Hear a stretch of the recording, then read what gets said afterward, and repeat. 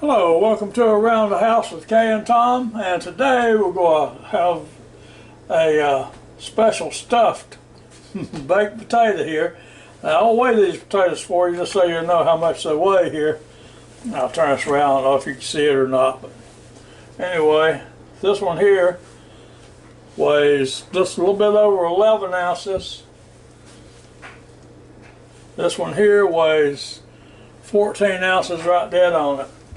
And so, next thing we'll do is put these things in the sink and wash them off, and then we'll get started from there.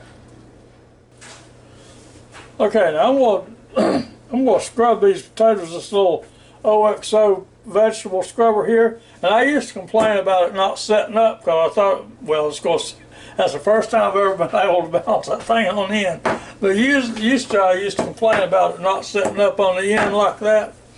And I got to think about, well, if it did, the water would just stay down in there and it'd collect bacteria and stuff, so we don't want it set up like that. That was funny how the thing set up a minute ago. It's never set up before. So anyway, let me go ahead and wash these potatoes off and we'll get going. Okay, now both these potatoes had a little bad spot in the end of them, so I don't like bad spots in my potatoes when I'm going to bake them. So I'll cut them out like that. You better watch that knife is sharp. So now I'm going to make sure they're good and dry. Okay, and after I get them good and dry like this, I'm just going to temporarily drop them down in this bowl right here. Get rid of this wet paper towel here that's not serving any purpose.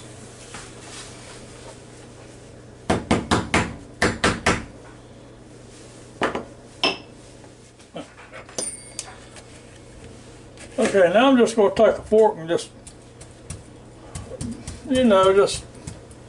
poke a few holes in it here. And you don't have to do them real deep or anything. Matter of fact, I'm not even sure you'd have to do them at all, but it seemed like I did put one in there one time without the holes in it, and it did bust. But so maybe it keeps them from busting open while they're baking. But anyway, I've always been told you got to poke some holes in baked potatoes. So I do. You just have to watch out with this fork. You don't make sure you don't connect with your finger one time with it, because let me tell you what, it's going to go in your finger just like it does this potato here.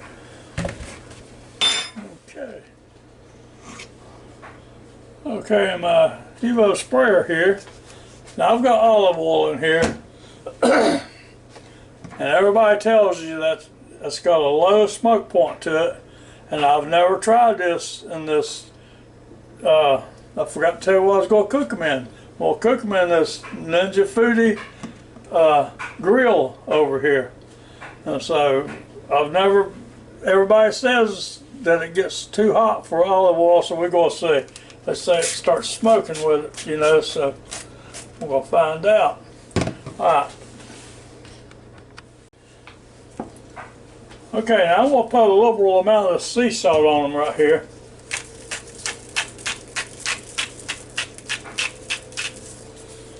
And some pepper.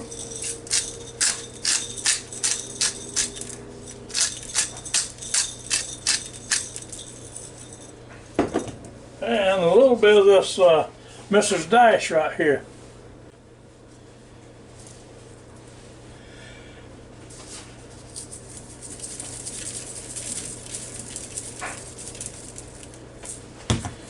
Alright, now I'm going to see if I can work that in a little bit on each one of these and rub them down good. And turn them over.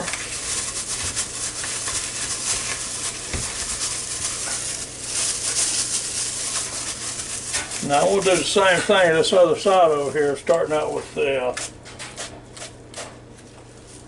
olive oil. Now you got to take this glove off. Nice thing about those, if there could be anything nice about those gloves, that's the nice thing about them. They come off and on easy. Some pepper. And a little bit of salt. Now, believe it or not, you don't taste all this salt after that potato's done, but well, it's probably in there, so hey, I don't know what to tell you. Alright, now, rub it in again.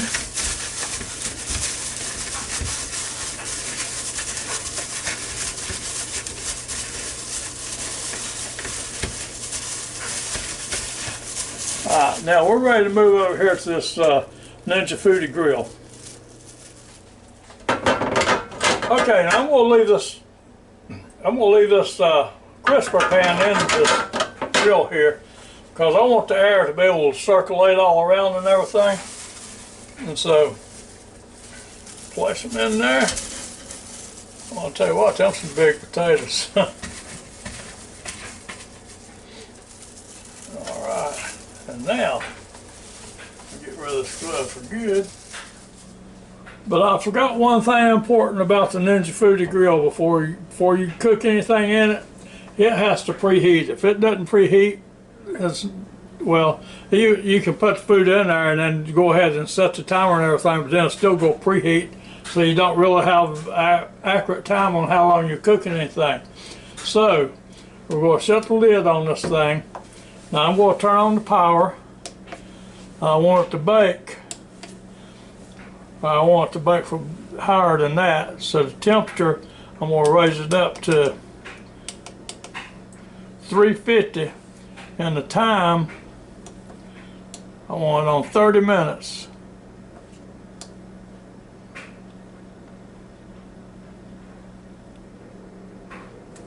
Okay, and then I'm going to hit start. Okay, now if you noticed, right here it's got pre, you know, which stands for preheat, and it's going, those lines will keep on coming across here until it heats up and gets preheated, and then we can put our food in. It'll tell you to put food in. I'll show you when it gets there. We'll be back. Okay, and there you go. You know, it says add food now, and it took a little over 3 minutes to do that. So you lift the lid, and put in your potatoes, or maybe they're just taters, depending on where you're from. You know? And so then you shut the door back, and now see it starts counting down your 30 minutes. So while y'all are sitting here waiting for that thing to count down at 30 minutes, how about giving us a thumbs up and joining our channel? We sure would appreciate it.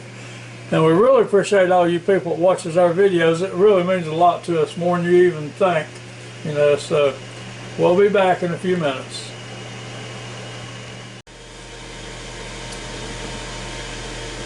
Okay, now it's getting close to the end of this 30-minute cook here. I'm going to take my trusty meat thermometer here and stick in it. Now it's supposed to be 210 degrees. I don't think it's there. When I looked at it a while ago, it didn't look like it was quite there yet, but we're going to take a reading and just see how much further we got to go with it.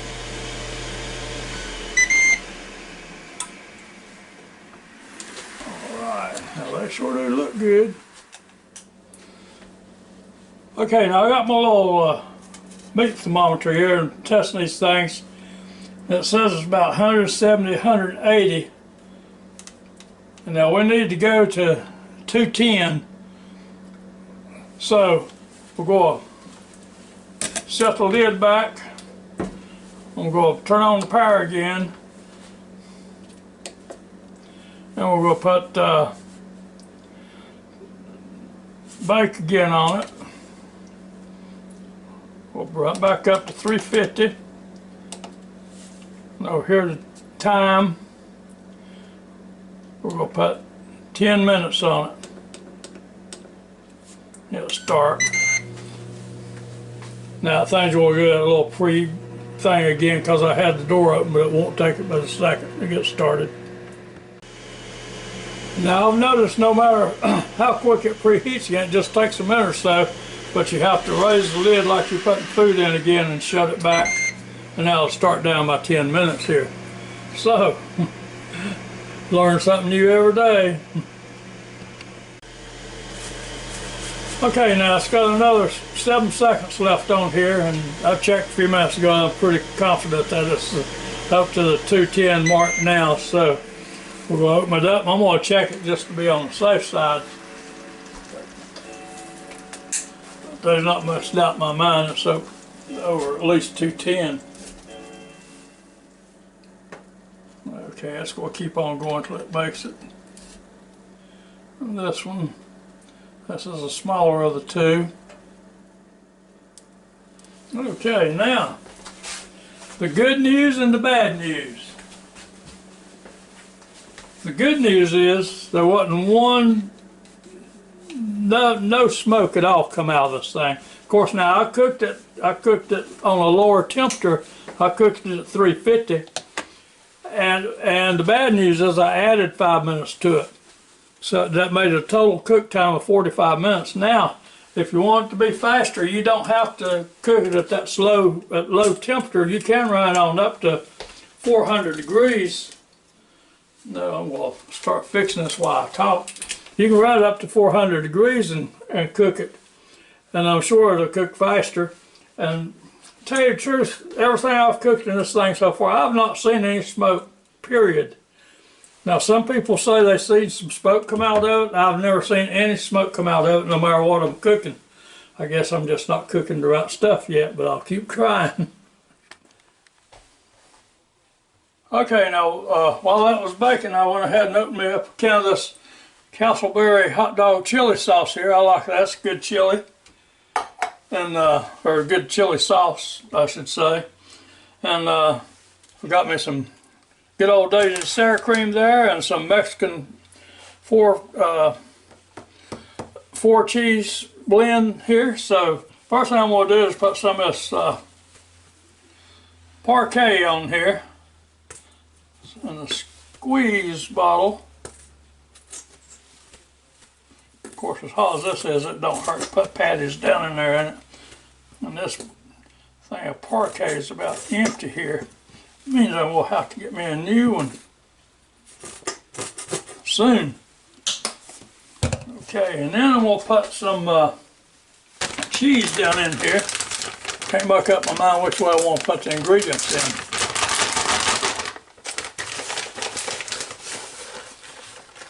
Just like that. Sort of push them down in there a little bit. I'm going to put some good old Castleberry chili sauce on top of it.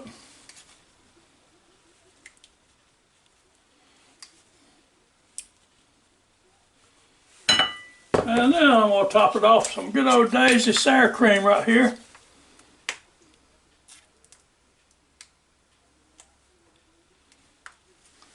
Now, I didn't say this was good for you. I just said it was going to be good to you. So, let me see if I can get me a little knife and a fork and cut into this. Alright. This is going to be so good. It's been a long time since I've had a baked potato.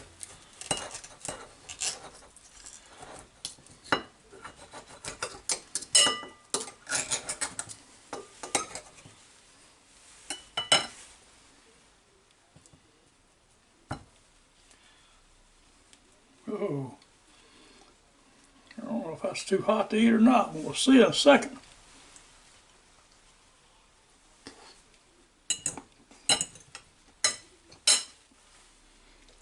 Oh boy, this is delicious. If you like baked potatoes at all, you're going to try one of these one time and you'll stop cooking them in the microwave. Because we've got to where we try to plan ahead for when we're going to have a baked potato, and that way I'll have time to go ahead and cook them instead of putting them in the microwave, you know. Because there's no comparison to a microwave potato and this baked potato right here. So that's about it for this video right here. If you get a chance sometime, fix you a baked potato like this and then set you one from the microwave beside it. And let somebody try it and see how they like it. I'm going to tell you right now which one they're going to like the best. Because like I said, there's really no comparison. So Till next time, I hope you enjoyed watching this little video as much as I like making it for you.